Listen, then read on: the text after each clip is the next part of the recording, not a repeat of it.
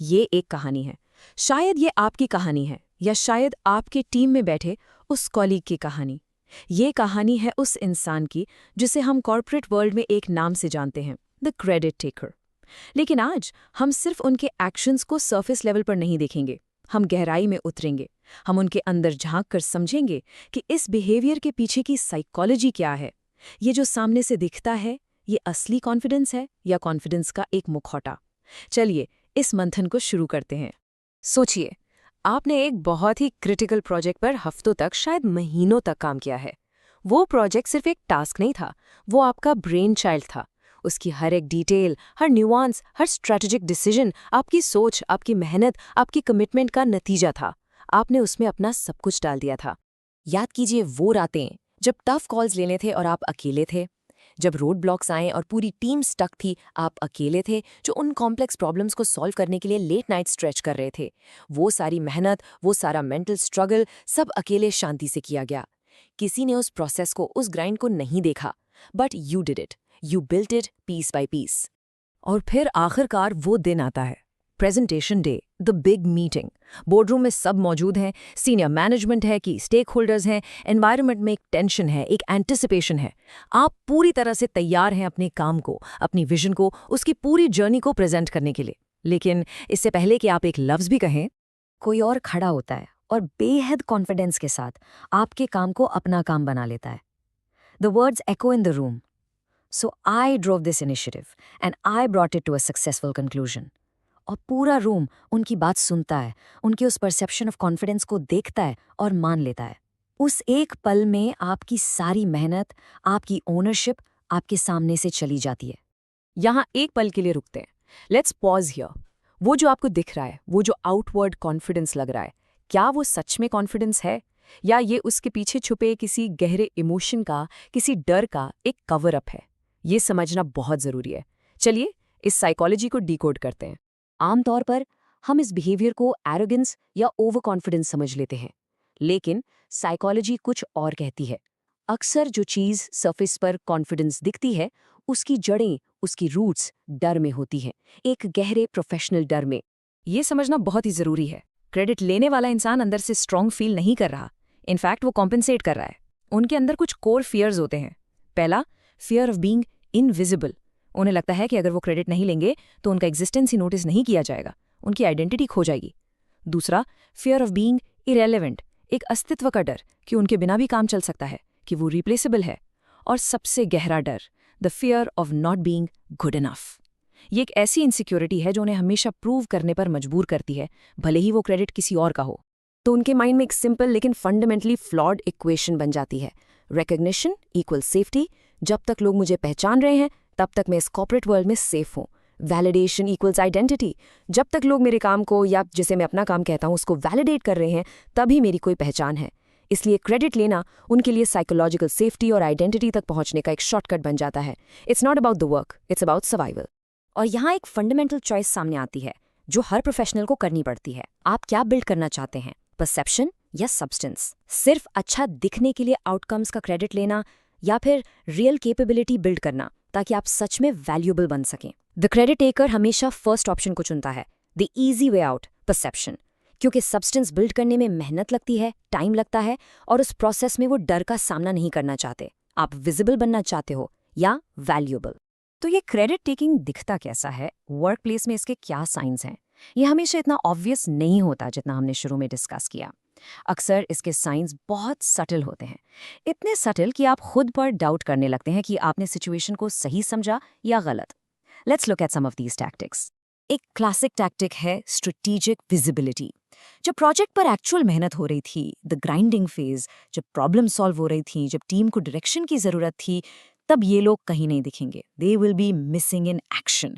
लेकिन जैसे ही प्रेजेंटेशन का टाइम आता है, जैसे ही सक्सेस अनाउंस होने वाली होती है, वो अचानक से फ्रंट एंड सेंटर आ जाते हैं, ready to take the spotlight.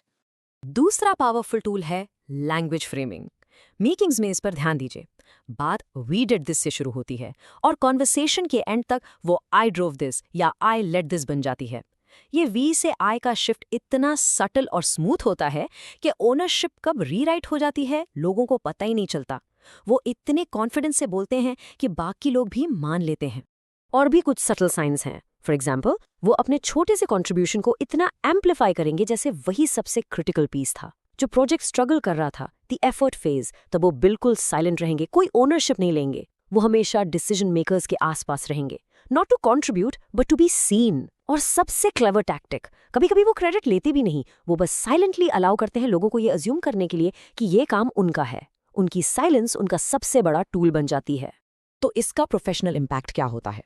It's deeper than you think. जो एक्चुअल कॉन्ट्रीब्यूटर्स हैं उनमें फ्रस्ट्रेशन बढ़ता है, उनका मोराल डाउन होता है, परफॉर्मेंस का परसेप्शन कंप्लीटली डिस्टॉर्ट हो जाता है, सही लोगों को रिकग्निशन नहीं मिलता, टीम के अंदर का ट्रस्ट जो एक हाई परफॉर्मिंग टीम का फाउंडेशन होता है वो इरोड हो जाता है। और सबसे बुरा, एक ऐसा टॉक्सिक कल्चर क्रिएट होता है जहां कंट्रीब्यूशन से ज्यादा विजिबिलिटी को रिवॉर्ड मिलता है, जहां काम करने से ज्यादा इंपॉर्टेंट काम करते हुए दिखना हो जाता है। लेकिन इस कहानी का एक और साइड है, एक ऐसी साइड जिसे क्रेडिट टेकर खुद भी नहीं देख पाता। ये बिहेवियर सिर्फ दूसरों के लिए बुरा नहीं है, क्रेडिट लेने वाले के लिए इसकी एक हिडन कॉस्ट होती है, एक ऐसी लॉन्ग टर्म कीमत जो शुरू में दिखाई नहीं देती पर आगे जाकर उनके करियर को अंदर से खोखला कर देती है। शॉर्ट टर्म में क्रेडिट लेना एक स्मार्ट मूव लग सकता है, you get fast recognition, quick visibility, लेकिन इसकी असली कीमत टाइम के साथ चुकानी पड़ती है। Let's break it down point by point. 1. Shallow growth. आपको रिकग्निशन तो मिलता है पर आप रियल कैपेबिलिटी बिल्ड नहीं करते, आप सीखने के प्रोसेस को बाईपास कर देते हैं। Your growth is hollow. 2. Trust deficit.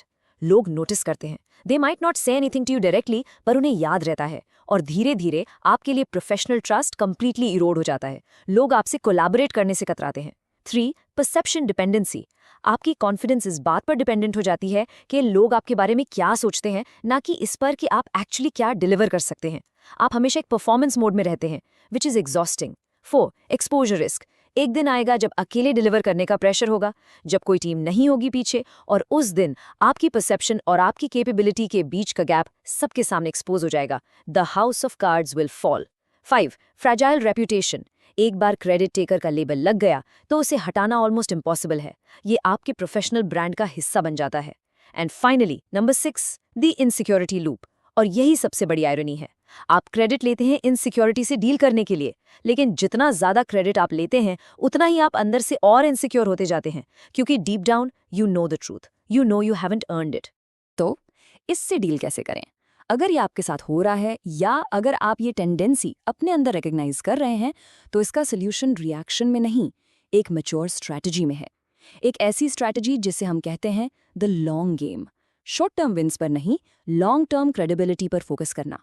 सबसे पहला और सबसे इंपॉर्टेंट स्टेप, अपने फोकस को शिफ्ट कीजिए फ्रॉम विजिबिलिटी टू वैल्यू। ये समझना कि रियल ओनरशिप उसकी नहीं होती जो प्रेजेंट करता है, बल्कि उसकी होती है जो बिल्ड करता है, जो वैल्यू क्रिएट करता है। आपकी एनर्जी इस बात पर नहीं होनी चाहिए कि आप कैसे दिख रहे हैं, बल्कि इस बात पर कि आप क्या डिलीवर कर रहे हैं। खुद से ये सवाल पूछिए, आप विजिबल बनना चाहते हो या वैल्यूएबल? अपने कॉन्ट्रीब्यूशन को प्रोटेक्ट करना जरूरी है, बट विदाउट एग्रेशन। अपने प्रोग्रेस को डॉक्यूमेंट करें, रेगुलर ईमेल अपडेट्स भेजें जिसमें आपके कॉन्ट्रीब्यूशंस क्लियरली मेंशन्ड हों। मेक योर वर्क ट्रेसेबल, और अगर ज़रूरत पड़े तो मीटिंग में कामली अपने रोल को क्लैरिफाई करें। You are not confronting, you are just providing clarity and facts. For example, simply say let me add some context to how this piece evolved. ये एक नॉन कन्फ्रंटेशनल तरीका है ओनरशिप इस्टेब्लिश करने का। इसके साथ अपना फाउंडेशन बिल्ड करें। अपनी विजिबिलिटी के लिए दूसरों पर डिपेंड मत रहिए, अपना काम खुद प्रेजेंट करें जब भी मौका मिले। अपनी इनर सिक्योरिटी को बिल्ड करें। फोकस केपेबल बनने पर होना चाहिए, ना कि सिर्फ केपेबल दिखने पर। और अगर आप एक लीडर हैं तो ये आपकी प्राइमरी रिस्पॉन्सिबिलिटी है। उन लोगों को रिवॉर्ड करें जो एक्चुअली कॉन्ट्रीब्यूट कर रहे हैं, ना कि सिर्फ उन्हें जो सबसे ज्यादा विजिबल हैं। Go deeper, ask questions, because as a leader what you reward is what your culture becomes. इस एक लाइन में पूरी लॉन्ग गेम स्ट्रैटेजी का एसेंस है। क्रेडिट टेकिंग में win you moments, but credibility wins you careers. आप credit लेकर एक मीटिंग जीत सकते हैं, एक प्रेजेंटेशन जीत सकते हैं, शायद एक प्रमोशन भी, लेकिन क्रेडिबिलिटी बिल्ड करके आप पूरा करियर जीतते हैं, आप रिस्पेक्ट अर्न करते हैं। सो आस्क योरसेल्फ दिस, रिकग्निशन तो मिल रहा है, पर क्या क्रेडिबिलिटी भी बन रही है? एक क्रेडिट टेकर शायद कॉन्फिडेंस दिख सकता है, लेकिन परसेप्शन पर बनी कॉन्फिडेंस कांच की तरह फ्रजाइल होती है। एक जोर का झटका और वो टूट जाती है। Real confidence on the other hand is quite, it is काम, इट कम्स फ्रॉम कॉम्पिटेंस। उसे क्रेडिट लेने की जरूरत नहीं पड़ती, क्योंकि उसे पता है कि वैल्यू स्पीक्स फॉर इटसेल्फ। और कैपेबिलिटी टाइम के साथ कंपाउंड होती है, just like a great investment. तो आखिर में मैं आपको इस एक सवाल के साथ छोड़ता हूँ। जब सारी मीटिंग्स खत्म हो जाएंगी, प्रेजेंटेशंस भूल जाएंगे लोग, इन द लॉन्ग रन लोग किसे याद रखते हैं? द वन हु बिल्ट या the one who just claimed? आपकी प्रोफेशनल लेगेसी क्या होगी? एक बिल्डर की या सिर्फ एक क्लेमर की? The choice is yours.